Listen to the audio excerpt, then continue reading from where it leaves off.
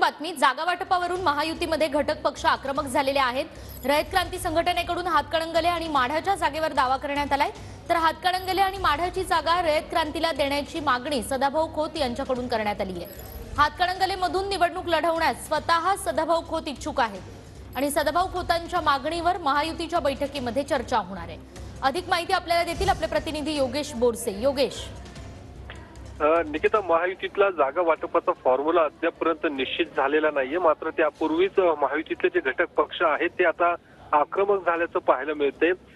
सदाभाऊ खोत यांच्या रयत क्रांती संघटनेने आता म्हाडा आणि हातकणंगले या दोन्ही जागांवरती दावा केलेला आहे आणि स्वतः सदाभाऊ खोत हे हातकणंगलेतून लोकसभा निवडणुकीसाठी इच्छुक आहेत। ज्या ठिकाणी स्वाभिमानी शेतकरी संघटनेचे नेते राजू शेट्टी हे लोकसभा निवडणूक लढवत असतात आणि सध्या त्या ठिकाणी ठाकरे गटाचे खासदार आहेत,